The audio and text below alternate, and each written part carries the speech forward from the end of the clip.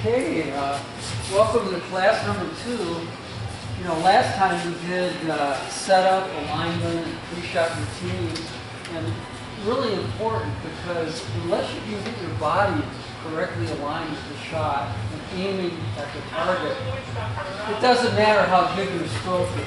Okay, so that's kind of the first thing you want to get perfected.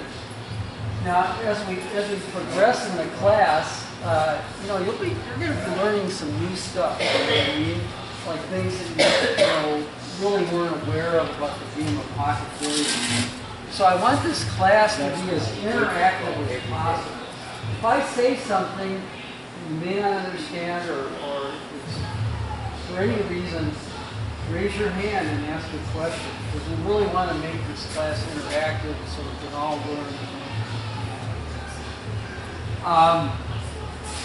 I want to do a quick review of last time. Now, one of the things we did a straight-in shot, and we also did a cut shot. The main thing, when you stand up to shoot a shot, it's standing up and seeing the line from above. That's the most important thing. Because if I see the line with my eyes from above, I can focus right on the contact point to make the 8-ball. So if I stand directly at it, all I have to do from here is move my right foot back right on that line and step forward and swing down. Now at this point, this is the point where you want to determine whether or not you're perfectly aligned. A lot of times you're going to be to one side or the other. So I urge you to stand back up and start over. All right? The best players in the world, if you watch them on YouTube and other places, it's a beautiful, almost like a graceful movement into the shot as they step into it. And the cue almost just falls right on the line. And that's kind of what you want to develop with your pre-shot routine. One more time and then we'll move on. Find the line. Draw that line all the way back to your eyes. See the target. Right foot on the line, left foot forward, swing down. Take a few warm-up strokes.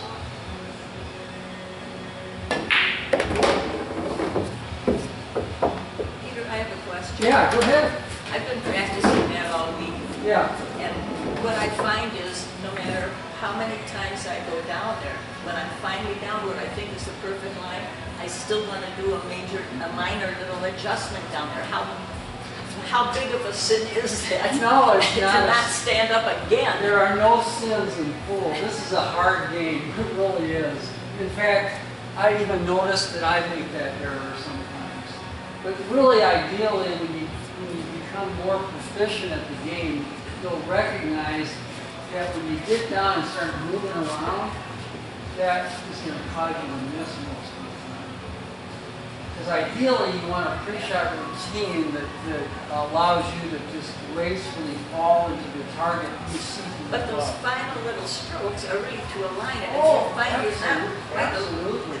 That's as right. long as it's not too much. You Yeah. can find modifications, but if it's a lot, Okay. see, it turns the shoulders, turns the arms, the elbow, everything when you do that, which makes your stroke go awry.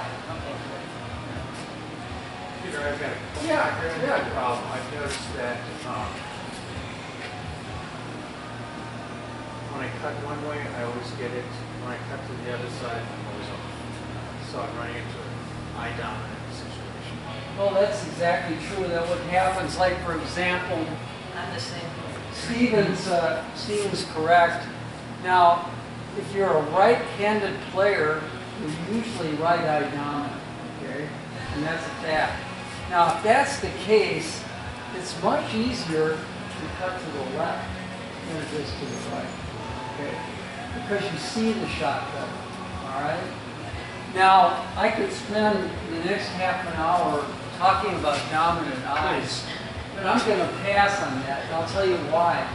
Because I don't want you thinking about stuff like that to a great extreme, because it's just going to be very confusing and cause chaos when you're trying to shoot. Keep it simple, all right? Now, individually, when I come around, I will address that if you see, or anybody else who wants to ask me about that. Okay, is that fair? All right, today is about stroke. Now, one of the things that I think about when I think about stroke, oh wait, before we do that, I have a quote for the day, all right? And you can read it on your handout, but I'm going to do one of these for every class. The secret of a good stroke is to release the cue and allow it to accelerate through the ball. Now, one thing you'll notice when you see a lot of players, they're stroking at the cue ball. The key to becoming a successful pool player is to let your stroke go through the cue ball. In other words, you've got to have a fairly extensive follow-through and allow the cue to release all the way through the shot.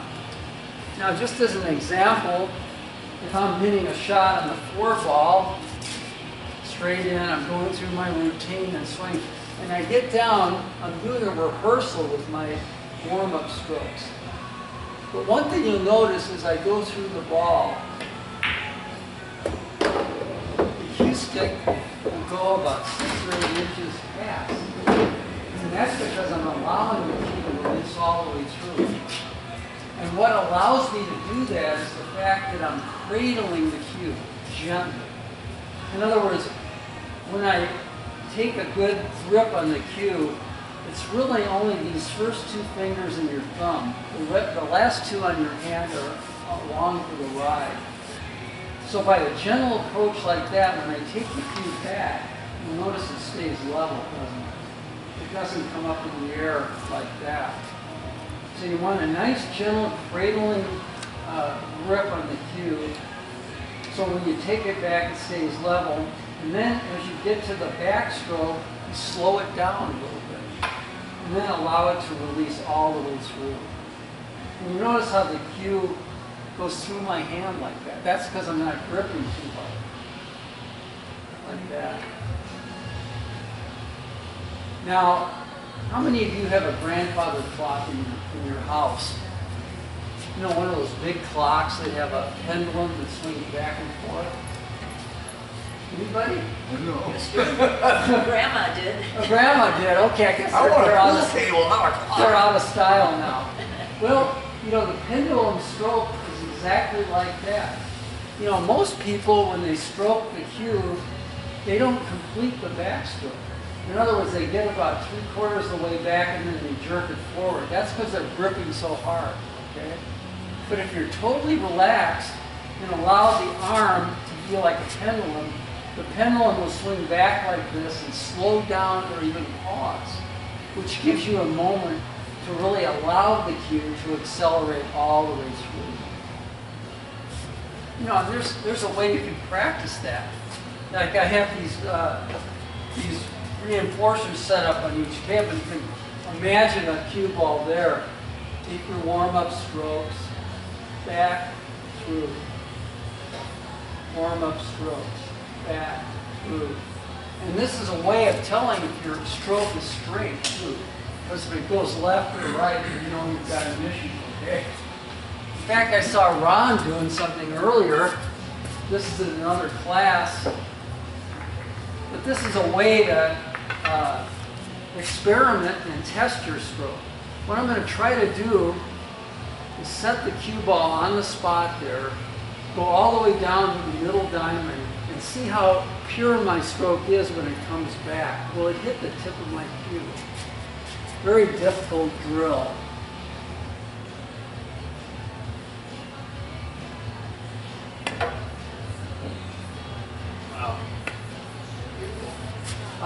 The snooker champion of the world, Ron did it perfectly, by the way, too, so he had it down. It was an accident.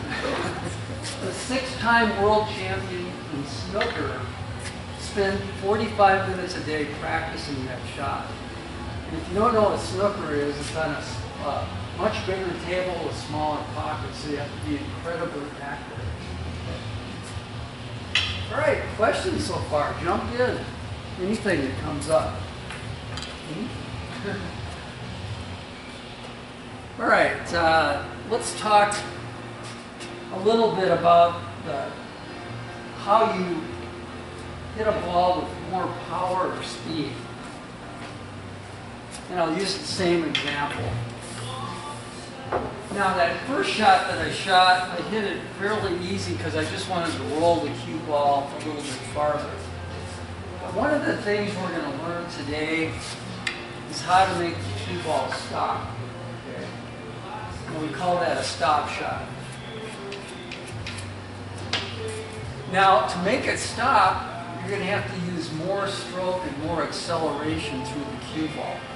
So whenever you have to hit the cue ball a little bit harder, your pendulum swings back a little further and then goes through a little further. Okay? So compare that to this shot where I make it stop. I go through my whole routine, swing down, take some nice warm-up strokes.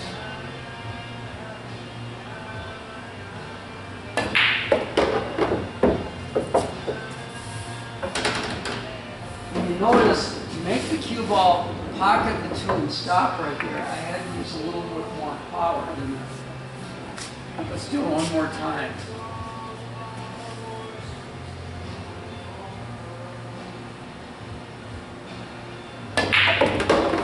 Now, one thing to remember, to make the cue ball stop like that, you have to hit the cue ball almost dead center, but maybe just a little bit below. And that's a shot I'd like you to practice with your partner today. And what I'd like you to do is practice making the cue ball stop from different distances.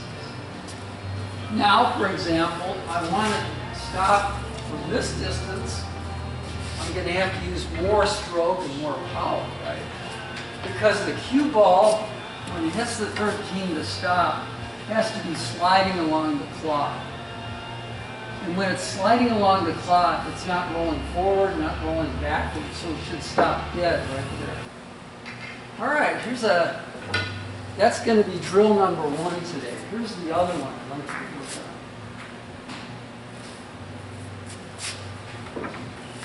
And I know Chuck remembers this shot real well.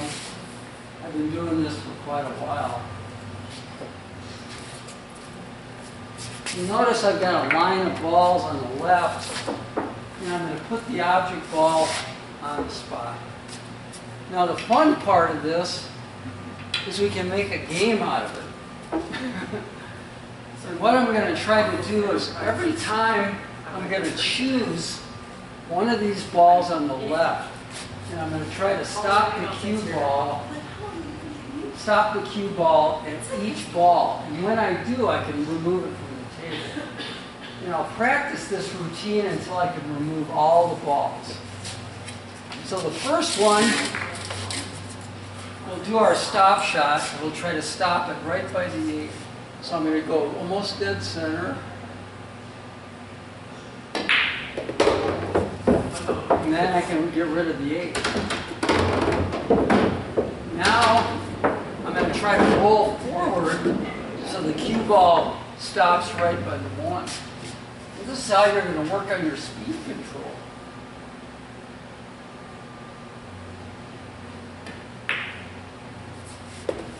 Not bad, not bad, not good enough.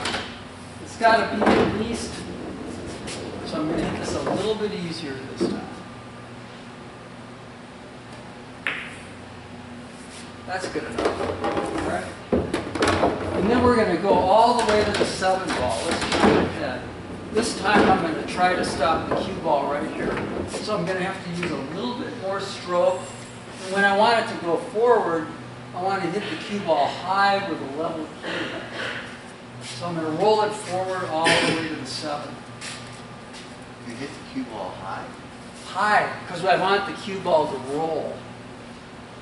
See, when I hit it high, it turns the cue ball over immediately. So you're going to hit it softer? Well, I'm going to have to hit it a little harder to get all the way to here. So I need a little more stroke.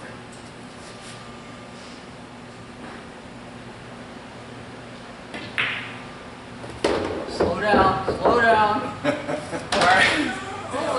All right, so, and you see where we're going with this. It's a fun exercise to learn stop, follow, and now we're going to learn a little bit about draw. And this is the sexiest shot in pool, isn't it? Everybody wants to learn how to draw their cue ball. It's not as easy. It's the most unpredictable of all the shots in the pool. As level as I can.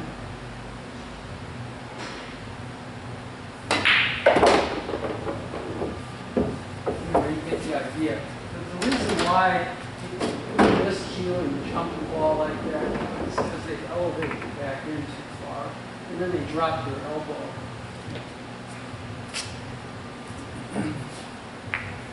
Okay, any questions about draw or follow or stop? Anyway, this will be fun. You work with a partner and try to, work on your speed control.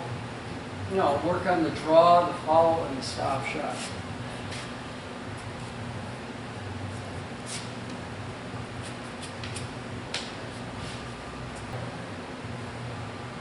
Now, one thing I wanted to show you is that when I'm cutting this 11 into the corner pocket, there's a good side and a bad side to the pocket, okay? If the cue ball hits any part of this point here, it's not going to go, okay? But look at this side of the pocket. It's wide open, isn't it? So if I hit there, it's going to go right in. So when you have a cut shot, you always aim at the center of the outer jaw. You never aim back into the pocket. See what I mean? So actually, when I'm shooting the 11 in here, you have to actually overcut it more than you think. Okay? So I'm going to try to make the 11 ball come right across that red line. So I'm going to aim it just slightly to this side. And this is a shot that's missed routinely by most players. But if you know exactly how much to cut it, you'll be much more likely to make these. And you notice I tried to overcut it, and it still went right across that red line. But every shot you shoot where you have to cut a ball, it's always the center of the pocket is the center of the outer jaw. You can see the red line. And I have a bunch of these sticks if you'd like to practice with that. Now, you have another cut shot from this angle. Let's put our stick back up here. Look at this one. Which side is the good side and which side is the bad side now? That's the what? That's good stuff. This is the good side, you're right, and that's the bad side. But it changed, didn't it? Now, if I cut the 4 and I hit this knuckle here, it's going to hang up. If I go to that side of the pocket, it's wide open. It's a much more bigger angle to shoot the shot. And again, I'm going to slightly overcut this. I want to go right into that red line. All right, here's another shot. You might find it interesting. It comes up a lot. How many of you like playing 8-ball? Just about everybody here? All right. Okay, here's an 8-ball. Okay, my opponent just missed his 12. And now I'm actually preparing to win the game here. But he hooked me on the 8, so I have to go, do something a little spectacular to make the 8. Let's make it a little bit harder than this. Put it away from the pocket. Now, anybody have a suggestion how I can make the 8-ball? And remember, an 8-ball, I have to hit the 8 first. I can't hit the 12. I can't play a combination. Off the cushion on your left. Exactly. Okay, great.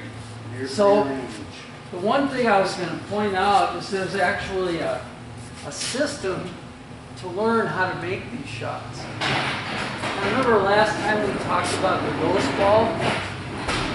Yeah, I put a ghost ball by the 8. My cue ball goes right there and make the 8 pocket.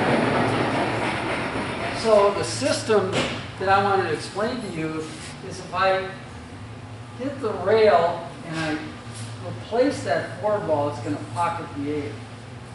So the system is, take the center of the ghost ball to the rail like this with your fingers and double it to here. And then aim it back at the cue ball. Sorry, do that again. All right. The center of the ghost ball, make the 8 to the rail, and then just move your hands back to here. Turn your finger at the cue ball, and you can see exactly where you have to hit the rail, right here. All right. Yeah, go ahead. Okay, so here's the ghost ball. Yeah. Yeah. Where's your stick? Here. So draw out where you're going. So stick to identify where you're supposed to get.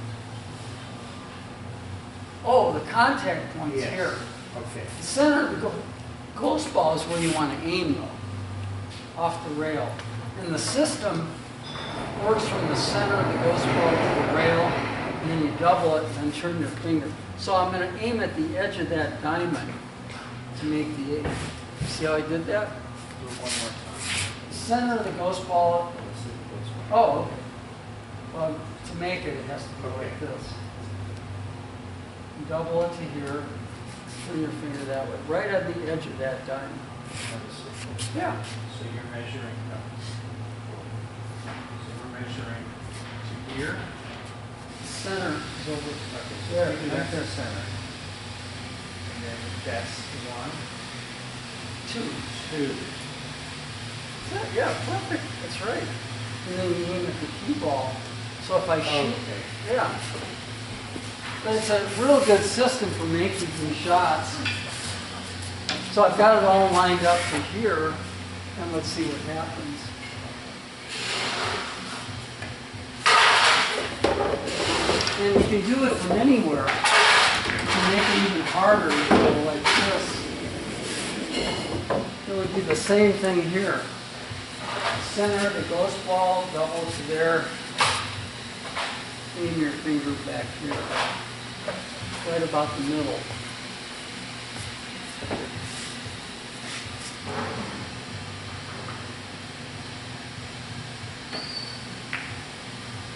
Isn't that amazing? It's kind of a fun thing. Anyway, if you'd like to practice that shot, it's kind of a game-winning type shot that, you know, sometime you might enjoy impressing your friends with. That would impress him, all right? Yeah. Any other questions? Well, Yeah, go ahead. put the 8 ball or some of the ball deep in the corner. An eight ball? Deep in the corner. Right. And this is a game-winning shot, and your cue ball's back there by the butt of your cue stick. Can you demonstrate, I guess, stop ball over that distance? Oh, well, because we're 8.5 feet away, we'd hit the cue ball as low as we could. But I wouldn't do it that way. What I would do is we call it cheat the pocket. I would hit this side of the 9 so it wouldn't fall off. So you wouldn't even try to No, because stop ball that? there's a danger when you have to hit it that hard with the wall. Yeah. Yeah. But let me show you both possibilities. You've got it real deep there, but notice I could actually hit the rail right on this side of the point and still make the 9, or I could just cheat it by hitting that side of the 9. Which would you do? You could do it either way, actually. I'll hit the right side of the 9, so I'll just hit a center ball. Like that. I would never try to hit it real low, unless I needed to stop it for position of the ball going this way. But it's just too hard to go 8.5 feet. You know, you really have to have a powerful stroke and you have to hit it real low. Let me tell you that in private, because that would be a long explanation. Let's get people out there playing. I will explain it to you. Have at it.